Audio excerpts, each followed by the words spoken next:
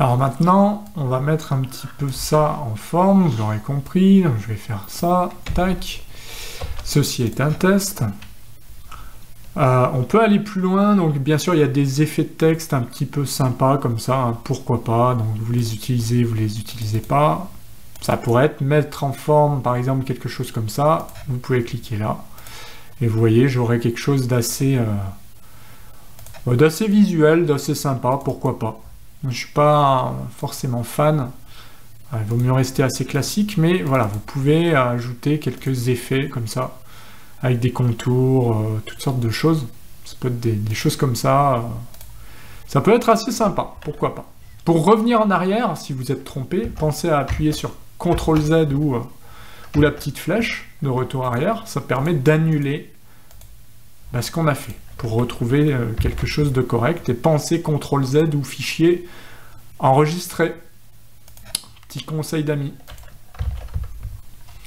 Alors, maintenant, on a vu un petit peu tout ça, on voit qu'on peut aussi rechercher, par exemple ici, ben voilà, rien n'empêche de... Là, j'ai pas grand-chose, mais si je devais rechercher le mot rouge, ben, je taperais rouge et entrée. Et puis, il va aller me chercher tous les mots rouges. Donc là, il n'y en a qu'un, je pourrais aller en chercher d'autres. Voilà, ça c'est particulièrement utile aussi si je dois remplacer tous les mots, par exemple, je sais pas moi, par exemple rouge, je le remplace par vert, sur tout le document, vous allez faire plutôt remplacer, donc rechercher rouge, remplacer par vert, et remplacer tout sur tout le document. Voilà. Et là, vous allez voir que, si je fais fermer, j'ai gras et vert, voilà. Donc évidemment, on va pas le laisser en rouge, on va plutôt le mettre en vert, gras et vert. Comme d'habitude, j'utilise plutôt celui qui est près de mon curseur. S'il disparaît, on va pas en faire une maladie, mais s'il est à côté, autant s'en servir plutôt qu'aller à 3 km. Donc voilà un exemple. Par exemple, ceci est un test. Test, il y en a 3. Je vais faire remplacer test par ceci est un... Alors on va faire même un test, on va remplacer par une formation. Remplacer tout. Ok, fermé. Ceci est une formation, ceci est une formation. Voilà un exemple. Et ça peut être très très pratique à utiliser avec parcimonie, évidemment. Mais dans des cas comme ça, on voit que ça marche très très bien. Voilà, donc ça c'est vraiment les plus utilisés. Ensuite, insertion, et insertion, par exemple, moi ce que j'aime bien utiliser, c'est voilà, on se met ici, donc je fais entrer pour ajouter des lignes, puisque j'avais rien derrière, et je peux insérer un tableau comme ceci, donc on le voit visuellement, en fait, je survole là mon tableau, et je vois visuellement ce que ça donne. Par exemple, j'ai besoin de tant de colonnes avec tant de lignes, et bien visuellement il me le fait. Je peux aussi cliquer sur insérer un tableau pour avoir plus d'options. Par exemple, moi je veux, je sais pas, 3 colonnes, 5 lignes, etc. Ok. Comme ça, j'ai mon tableau ici avec donc une colonne. Là, je peux faire double-clic. Je fais CTRL-C. Je fais CTRL-V, CTRL-V, et je change en fait le numéro des colonnes. Voilà, colonne, donc 2 colonnes. Je voulais faire colonne 2 en fait. Ouais. Mais vous l'aurez compris, là vous écrivez bien ce que vous voulez. C'est vraiment 1, 2, enfin, il faut peut-être faire comme ça, 2, 3, etc. Donc ça peut être sympa de faire des tableaux. Comme ceci, on peut recadrer en attrapant les poignées ici, donc ça va recadrer un peu le tableau, vous voyez. Donc des tableaux comme ça, c'est assez sympa. Et pour gérer le tableau en lui-même, vous cliquez bien là, ça c'est une gestion de tableau. C'est-à-dire que là, on peut insérer des colonnes, supprimer aussi le tableau, supprimer des lignes ici. Si je clique sur la petite flèche là, qui pointe vers le bas, je peux supprimer une colonne, ou toutes les colonnes, en l'occurrence, puisque j'ai tout sélectionné. Si je me mets ici et que je fais clic droit, je peux également... Ouais, non, ouais, clic droit. Clic droit, je peux supprimer cette fois-ci que la colonne. Voilà, j'en ai plus que 2. Etc., etc. Donc, il y a plusieurs manières de gérer un tableau. Avec aussi toujours possibilité de changer les bordures. Vous voyez, les styles de bordure. Paf, on peut faire des bordures. Il ne les a pas vraiment changées d'ailleurs, je crois. Parce qu'il faut bien sélectionner que peut-être que le tableau ou tout le tableau. Et là, on peut sélectionner aussi d'autres bordures. Voilà. Donc, clic droit. Il y a toujours plus de possibilités avec un clic droit, mais on peut sélectionner, par exemple, la propriété du tableau. Je vous le conseille, propriété du tableau. Pourquoi? Parce que vous gérez tout. Vous centrez tout. Je fais centrer, je fais ligne, ok, ça on s'en fiche. Colonne, colonne, ok. Cellule, centré, texte de remplacement, ok. Titre, bon, on s'en fiche. Voilà, j'ai automatiquement changé des choses ici. Puis sinon, pour aller plus vite, vous sélectionnez tout ça comme d'habitude. Je laisse cliquer, je clique une fois ici, je laisse clic gauche et je sélectionne tout mon tableau. Et là, je viens faire ça. Voilà, tout simplement. J'aligne comme ça. J'aligne également, si besoin. Enfin, c'est déjà aligné dans l'autre sens, mais je peux rajouter, vous voyez, des interlignes plus grandes. Comme ceci. Bon, là, pas trop de besoin. Pour aller plus loin, on a d'autres possibilités. Toujours clic droit avec orientation du texte, etc., etc. Donc, on peut vraiment aller très, très loin sur les tableaux. Si on s'est trompé, on revient évidemment avec ce petit bouton bien pratique. Ça arrive de faire des erreurs. Donc, clic droit, propriété du tableau. Je peux aussi retrouver... voilà, de quoi centrer ici. Je peux refaire bordure et trame. Donc pour faire de l'encadrement, ça ira bien. Si je fais par exemple couleur, je vais faire une couleur un peu bleue. On va faire une épaisseur comme ça, un peu plus grande. Hop, et ça, on va le faire pour tout le tableau. Ok. Voilà, par exemple, un beau tableau. Bien sûr, pour supprimer le tableau, il y a juste à cliquer dessus. On peut même le déplacer en faisant ça. Donc je le mets plutôt ici, ou alors je le mets plutôt là. Et pour le supprimer, clic droit, supprimer le tableau, uniformiser aussi la hauteur des lignes, ça peut être pas mal. Par exemple, ici vous voyez, j'ai quelque chose qui est pas... Là j'ai fait des bêtises volontairement, regardez. Je fais ça, moi j'ai quelque chose qui n'est pas très uniforme. Là je fais ça, ou je vais directement ici, hop, clic droit, uniformiser la hauteur des lignes, hop, et automatiquement il s'arrange.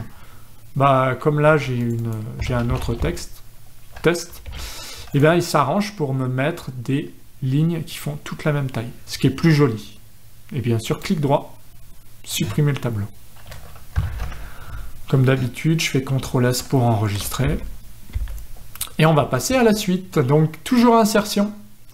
On a vu en fait les tableaux, c'est surtout ça le plus important. Page de garde si vous voulez, rajouter une page de garde, vous pouvez.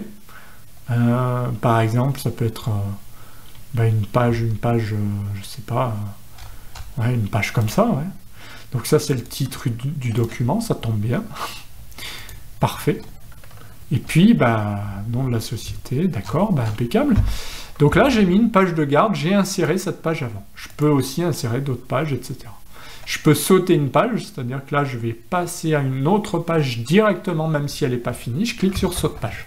Et là, je commence une troisième page, etc. Si je veux annuler, je fais retour avec ma flèche de retour en arrière, et je reviens ici. Parce qu'en fait, quand j'ai fait saute page, vous vous souvenez, accueil, je peux afficher, tout afficher, et je vois qu'il m'a créé là saut de page. Bon, saut de page, c'est évident que si je fais ça, retour, eh bien, il n'y a plus de saut de page. Il me l'a supprimé. C'est pour ça que j'aime bien utiliser cette option accueil et tout afficher là. Parce que même si vous ne comprenez pas bien ce que vous faites, eh bien, vous pouvez supprimer un saut de page, etc. Bien sûr, on peut ajouter une image, ça peut être une image comme ceci, Moi, en train de faire le Word, là, justement, je m'amusais tout à l'heure. Ben voilà, on affiche une image, c'est assez rigolo. Donc, cette image, je peux la prendre avec les poignets. Si je l'écrase là, c'est pas terrible, donc je fais CTRL-Z ou retour. Mais je peux, en attrapant les poignets, l'agrandir et la réduire. Voilà, ça c'est plutôt sympa. Petite astuce, vous voyez aussi, ce qui est bien, c'est que vous avez, quand vous sélectionnez votre image, vous avez des effets, des corrections, on peut même supprimer l'arrière-plan. Ça, c'est plutôt intéressant. Ok. Donc là, on voit que j'ai utilisé un outil de suppression d'arrière-plan qui a pas marché à 100%, mais bon, ça a le mérite d'exister. Si vous ne l'avez pas, pensez à cliquer, quand vous cliquez sur l'image, à cliquer sur format de l'image ici.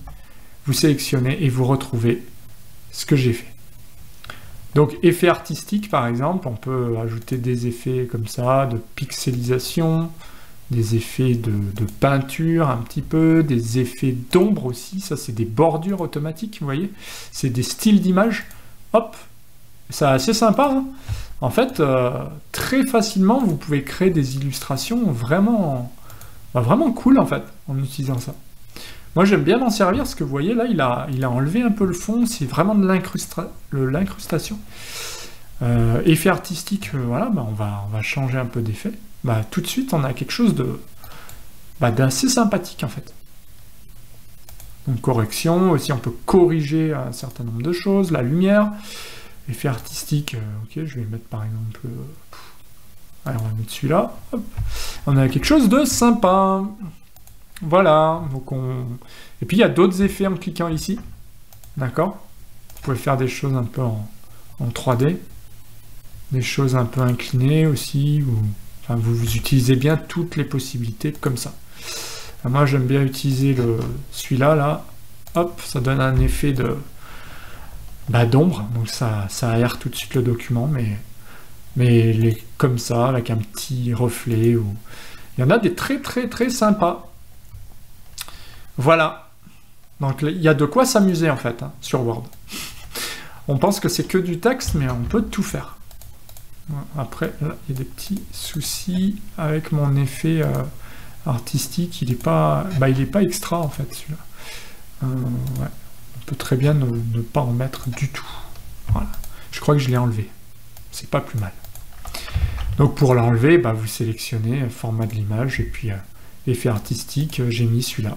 Aucun. Tout simplement. Voilà comment on fait pour insérer dans insertion une image. C'est pas plus compliqué d'insérer des formes en fait. On peut insérer des carrés. Ensuite, je le resélectionne, je change sa couleur, je clique ici toujours pour avoir plus d'options, et en plus, on double-clique, normalement, je vois qu'il y a ABC, donc si je double-clique, texte, je peux écrire du texte dedans. J'ai même pas eu à double-cliquer, j'ai sélectionné, j'ai tapé du texte. Voilà. Et ensuite, on peut le modifier, donc là, c'est un rectangle.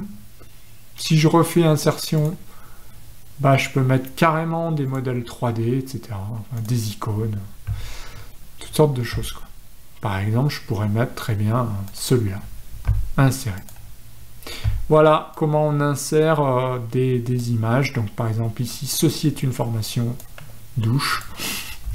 On le met là, ou alors on le fait... Alors là, je laisse appuyer, vous voyez, je laisse appuyer, je déplace pour déplacer. Je clique, je laisse appuyer, et je déplace pour le déplacer. Voilà, tout simplement. C'est pareil pour les photos, on laisse appuyer, on déplace, on laisse appuyer, on déplace, jusqu'à le mettre en fait au bon endroit. Là c'est un petit peu différent, je vois pas le déplacer au milieu, donc il faut se mettre là où est-ce qu'il apparaît, et dès qu'il apparaît on peut le prendre, et vous voyez il y a une espèce d'encre pour l'ancrer où on veut, donc c'est un petit peu différent. Mais là on peut l'ancrer à d'autres endroits en fait. Donc voilà, au niveau de l'insertion, il y a plein de choses à dire. Ouais, on pourrait faire des smart art comme ça, enfin, on peut faire des choses hallucinantes en fait. Test, là il y a un texte 2, on peut mettre texte 2, etc. Et tout ça, ça vous fait ça, quoi. Voilà. Si je clique à côté, tac, je sais pas comment comment on fait pour le faire partir. Si je fais... voilà, si je fais ça, ok, je vais faire entrer. Bon, je sais pas. Voilà. Donc ça, bah, il suffit d'aller ailleurs en fait. Tant qu'on est dessus, il nous met tout ça parce qu'il veut qu'on remplisse. Et dès qu'on est à côté, hop, il nous laisse tranquille. Par contre, dès qu'on le sélectionne, ouais, on peut changer un peu la couleur des choses. On peut changer la forme aussi du bazar, là, on le voit. Donc c'est les organigrammes. Tac, tac. Voilà. Je vais très vite là, mais je vous laisserai vous amuser, parce que ça, c'est pas... Je m'en sers pas forcément, mais vous, oui, peut-être. Donc ça, c'est ce qu'on appelle un peu les... Comment il appelle ça dans l'insertion? Il appelle ça des smart art. Voilà. Pour moi, ce serait plutôt des petits organigrammes virtuels, visuels. Ça peut être des graphiques aussi. Ça peut être sympa. Même des vidéos, des liens. Vous mettez ce que vous voulez, des pieds de page, des en-têtes, des numéros de page. Donc ça, je pense qu'on va finir là-dessus pour cette leçon. C'est assez intéressant donc sur Word. Ce qui est pas mal, c'est qu'en fait, dès qu'on double-clique, donc si vous double-cliquez ici sur l'en-tête ou en bas de page, vous allez modifier ça sans avoir à aller dans Insertion, en-tête, pied de page, etc. D'accord? Donc le plus simple, c'est de retenir que double-cliquer ici, ça va être une en-tête. Pourquoi c'est une en-tête? Qui revient. D'accord? Donc je fais Entrée, fermer. En-tête qui revient, ce qui fait que si je fais ici nouvelle page, donc je vais descendre, je vais faire Entrée, ben j'ai mon en-tête qui revient. En-tête qui revient, ça peut être un logo qui revient, ça peut être ce que vous voulez, d'accord?